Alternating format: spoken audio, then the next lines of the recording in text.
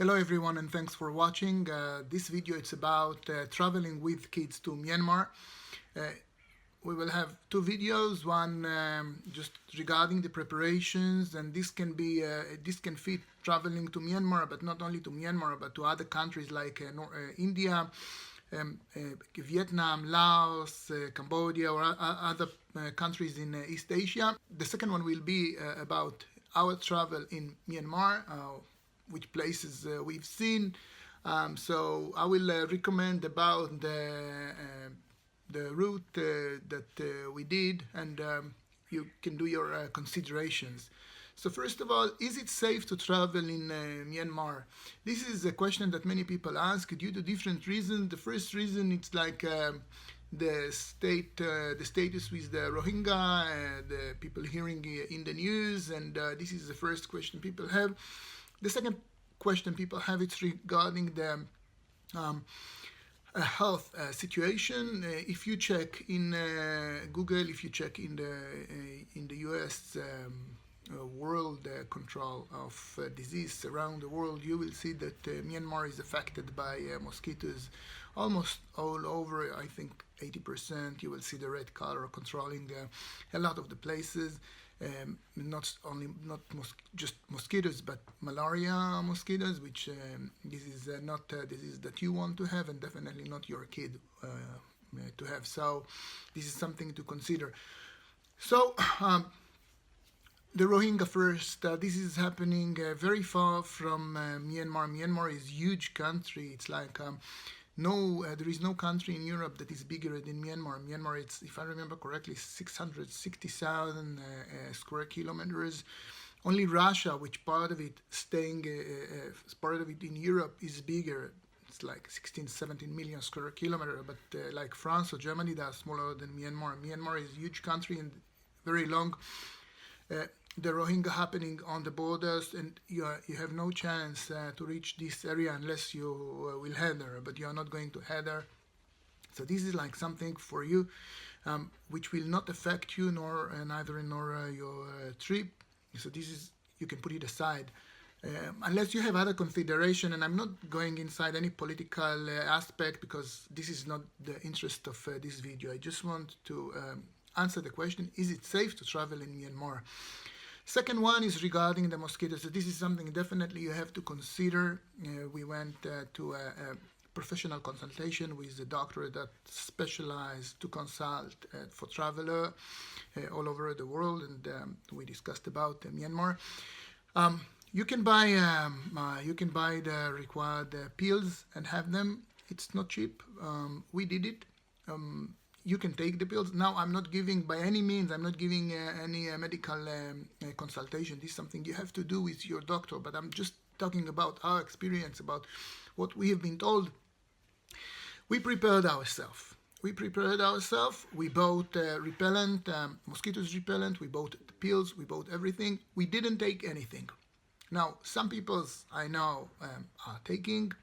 Some people know. We decided not to take. Again, this is not medical consultation because I'm not a doctor and I have and I'm not in a position to consult. I'm just saying that for us, this what was working.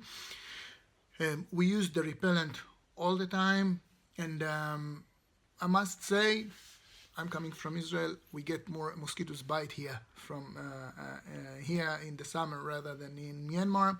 So this one was good for us. We met other people. It was good. I mean, this is something that you can handle, or with the pills, or by a good preparation. So answering the question, is it safe to travel to Myanmar? My answer, my subjective answer, based on my own experience, is yes, it's safe. You can travel, of course, you can raise this kind of question anywhere in the world. I mean, you can ask, is it safe to travel in Paris? The answer today, I'm not sure today, where maybe it's very safe near the Champs-Elysees, but if you go out 1 kilometer, 2 kilometers out of the Champs-Elysees, I'm not sure if it's safe. So there are many, you can go out and ask many questions about many other countries. In terms, for example, of crime, it's like you cannot compare it to any other world in the West. It's complete safe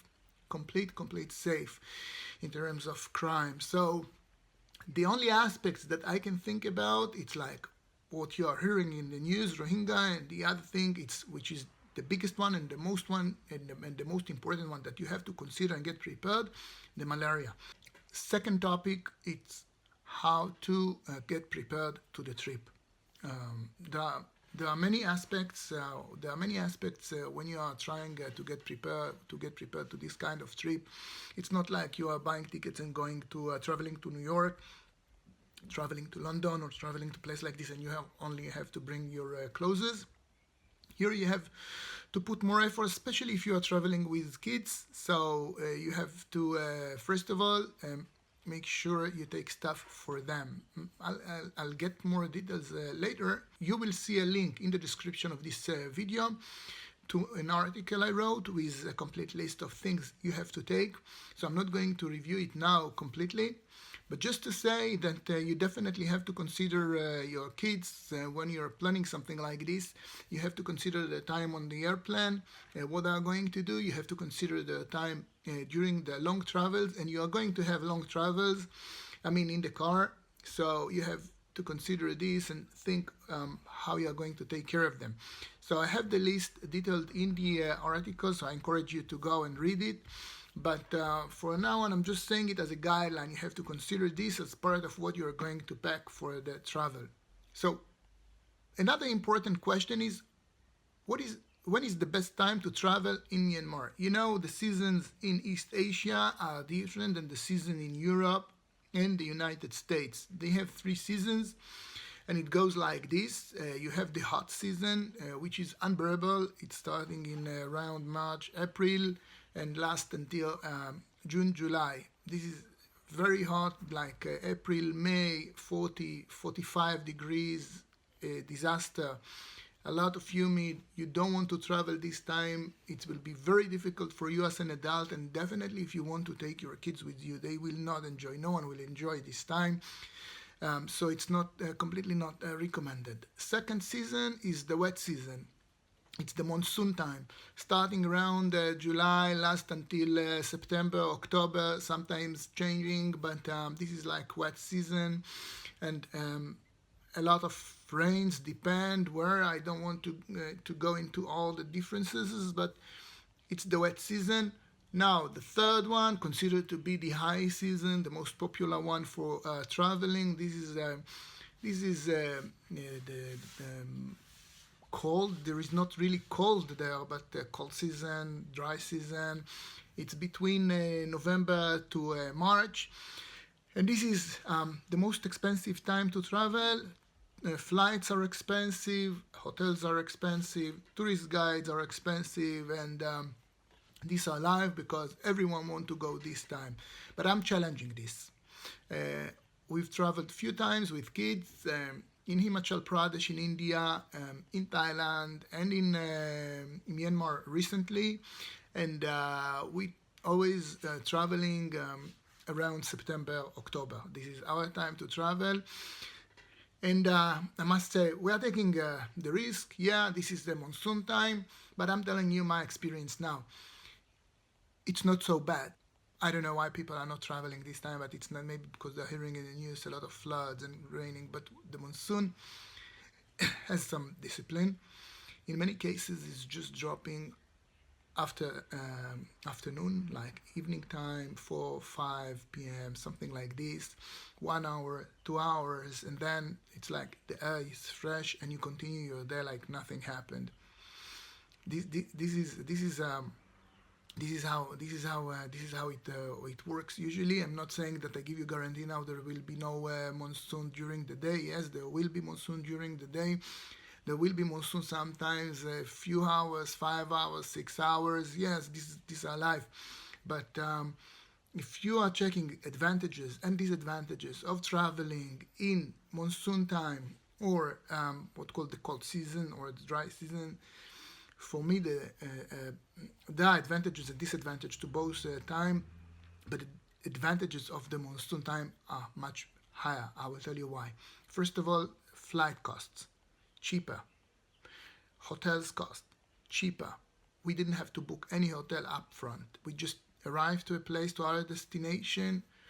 We went around like 15 minutes, 20 minutes, checked a few hotels, picked up the one that was the best for us, and made a reservation. You cannot do this during the high season. You cannot, impossible. You have to book up front, because if you do, if you will work like this, you will arrive to a place and you will find that you have nowhere to place but in your car. This is the reality. So no need to book up front. Hotel prices are cheap, half of the price, something like this. Tourist guides are available, and you must have tourist guides in Myanmar. I'll talk about it.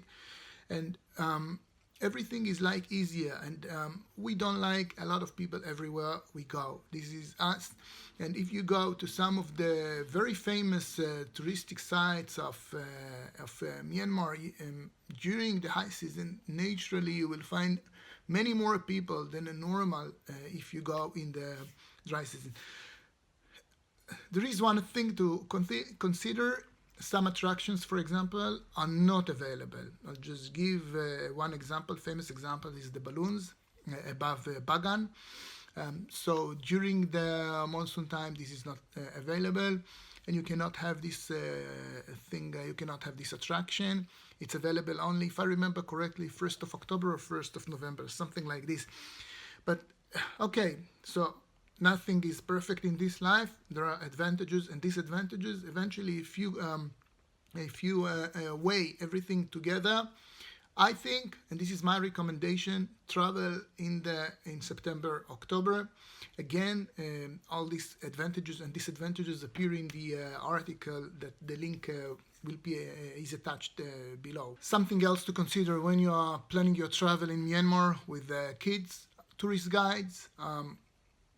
If you are young and you travel alone, you don't need the tourist guide. You can just go from place to place using bus, using private car, not your own private car, but private transportation, flights.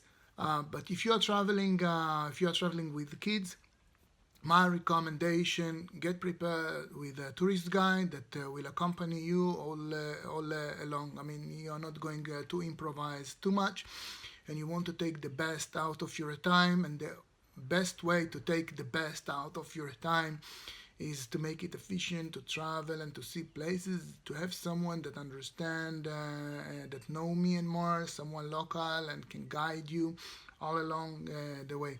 There are many places to see there. Sometimes it will be overwhelming, sometimes it will be overloading, sometimes you have to take a break. I mean, you don't want to see everything that Myanmar has to offer. You don't want to kill yourself. It's a lot for one trip, and it's too much for one trip. You will not be able to cover it. But anyway, you must have. This is my recommendation. You must have a tourist guide that will help you to build the route. It's not that everyone has the same suite.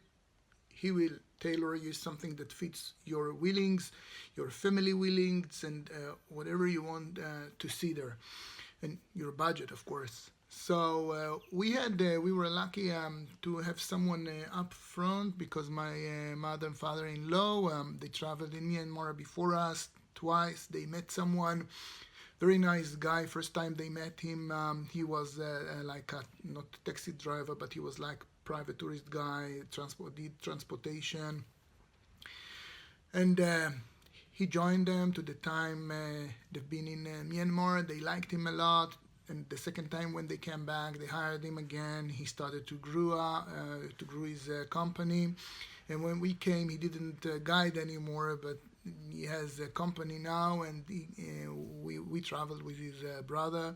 It was a great experience. I will leave the link below.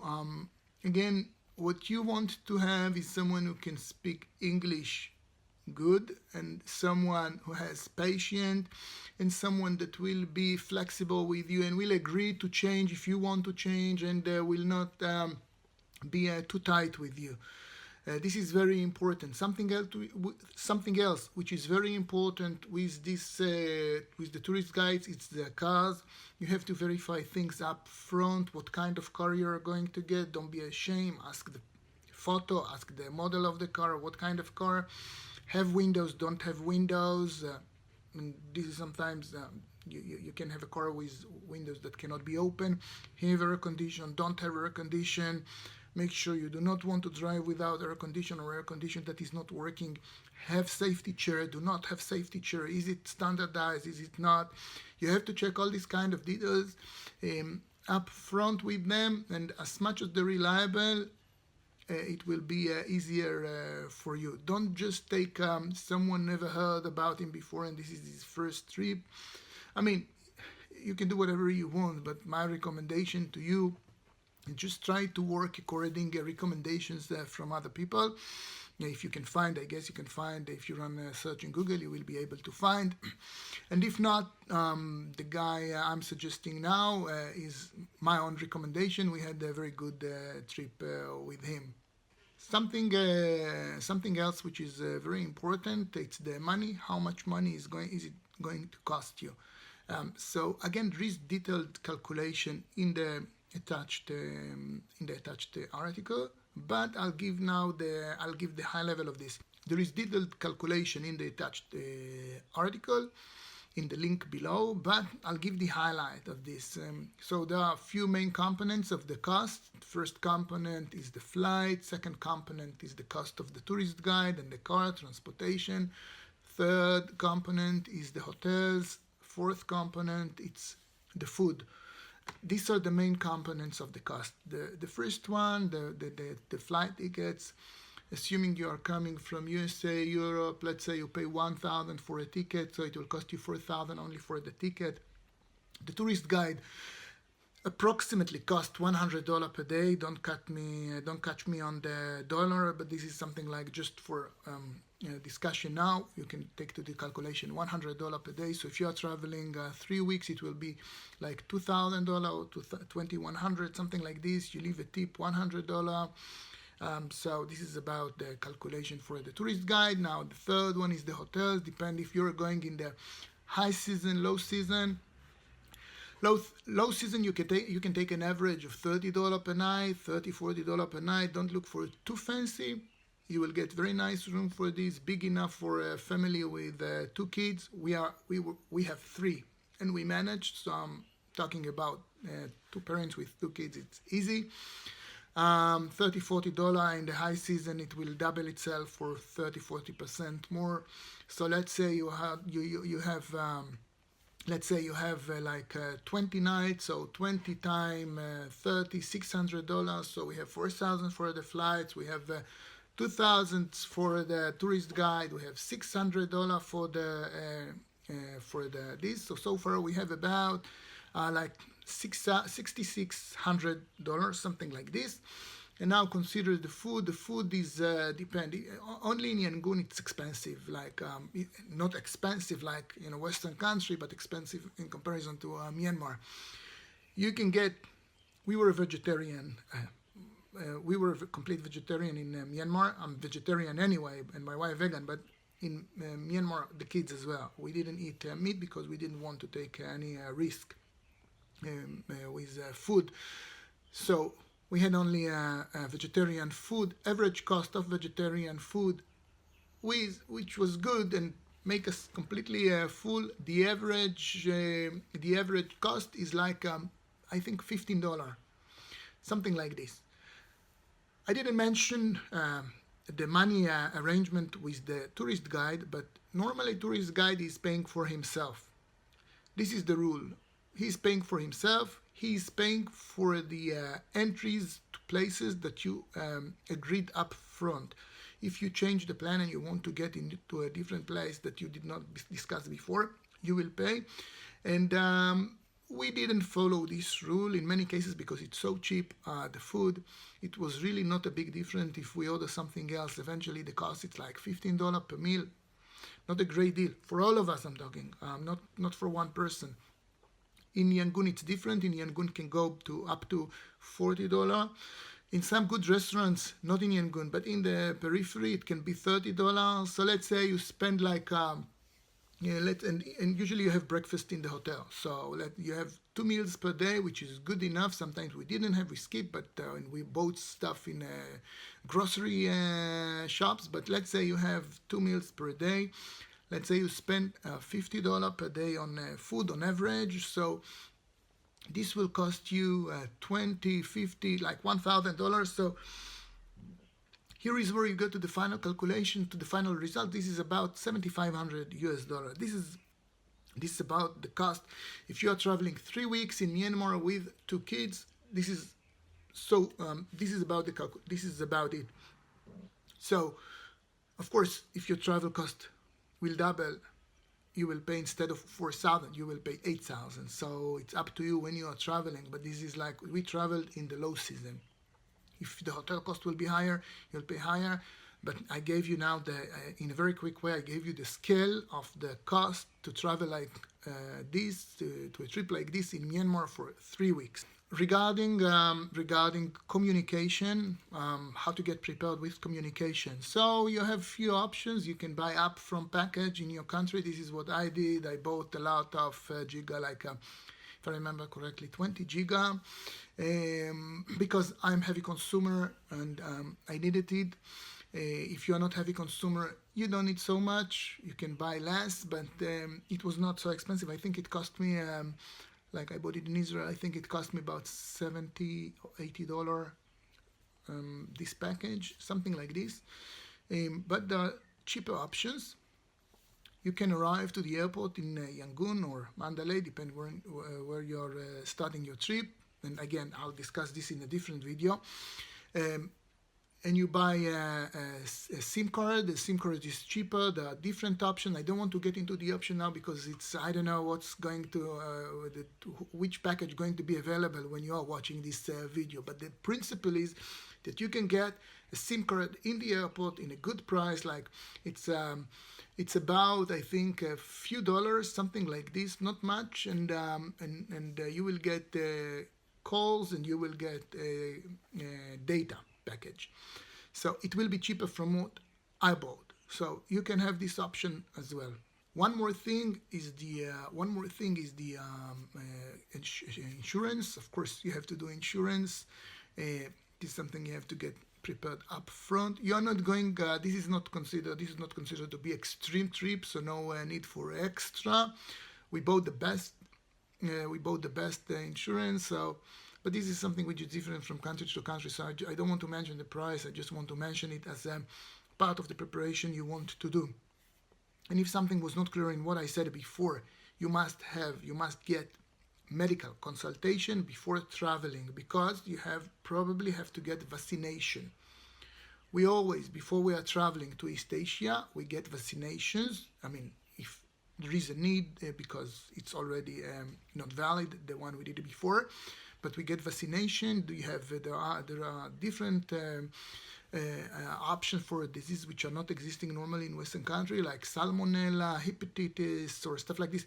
In Western countries, some people are doing this. Of course, I think most of the people are doing this, getting this, regardless if they are traveling or not. But I'm talking about now traveling to Myanmar. So you will get professional consultation from a traveler medical center. And you have to get prepared with this. I think this best time to start with this kind of preparation. It's about 2 months before, not to get to the last moment and recall that you didn't get the vaccination. Especially if you're traveling with kids, don't gamble on that. Get prepared and get the vaccination on time. Again, I'm not.